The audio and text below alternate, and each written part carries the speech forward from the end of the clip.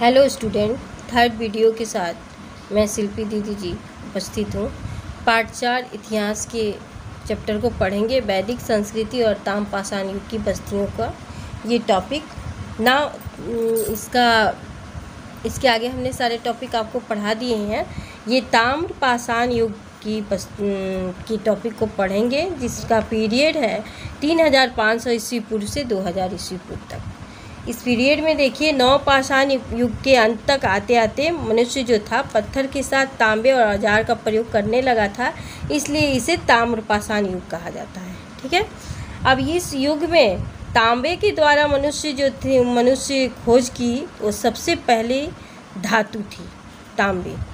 और तांबे जो थे वो धीरे धीरे औजार के लिए पत्थर के उपयोग में समाप्त हो गए और औजार के लिए तांबे का ज़्यादा प्रयोग किया जाने लगा। राजस्थान, बिहार और गंगा यमुना द्वारा सिंचित प्रदेशों में बड़ी मात्रा में तांबे के औजार मिले। बाद में मनुष्य द्वारा टीन और जिंक जैसी धातुओं को भी खोज कर ली गई। ठीक है। इसके बाद से तांबे और टीन मिश्रण से कांसे का निर्माण हुआ और कांसे से बने जो औजार जो थे वो बहुत ज़्यादा मजबूत होते थे और कांस्य धातु के इस्तेमाल के कारण ताम्र युग को कांस्य युग भी कहा जाता था। इसके पहले वाले चैप्टर में भी हमने कांस्य युग की बात कही है, पढ़ाई है। पुरातात्विक जो थे ये मानते थे कि भारत में ताम्रपाषाण संस्कृति का विकास लगभग उसी काल में हुआ था और सिंधु घाटी जो सभ्यता थी, हमारी क्षेत्र थे, वो हड़प्पा संस्कृति फल फूल रही थी वहाँ पे।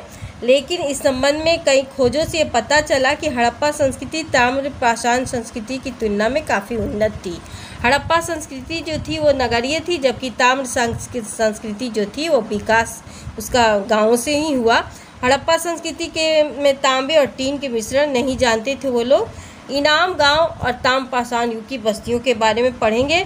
तो भारत में ताम्रपाषाण युग की बस्तियां जो थी वो पूर्वोत्तर को छोड़कर पूरे महाद्वीप में व्यापक रूप से पाई गई। और ये भारत में जो थे घोड़ नदी, जो भीमा नदी की एक सहायक नदी है, उसके तट पर स्थित इनाम गाँव है। वहाँ ताम्र युग की बस्तियाँ अत्यंत व्यापक क्षेत्र में फैली हुई थी और ये बस्तियाँ, मानव बस्तियाँ जो थी वो 3600 ईस्वी पूर्व से 2700 ईस्वी पूर्व के बीच से बसी हुई थी।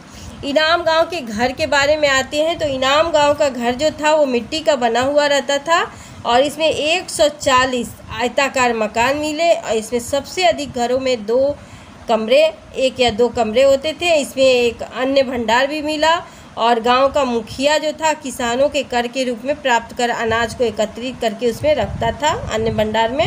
और यहाँ अंडाकार गड्ढे भी पाए गए, जिससे अनुमान लगाया जाता है कि इसमें भोजन पकाया जाता था।